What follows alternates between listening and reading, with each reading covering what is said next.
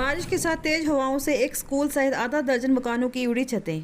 पूंछ जिले में रविवार सुबह से लगातार हो रही बारिश से जहां एक बार फिर मौसम ने करवट बदल दी, जिले में दोबारा ठंड का प्रकोप बढ़ गया है। वहीं सोमवार को दूसरे दिन भी पीर पंजाल के पहाड़ों पर भारी बर्फबारी और मैदानी क्षेत्रों में बारिश का सिलसिला जारी रहा।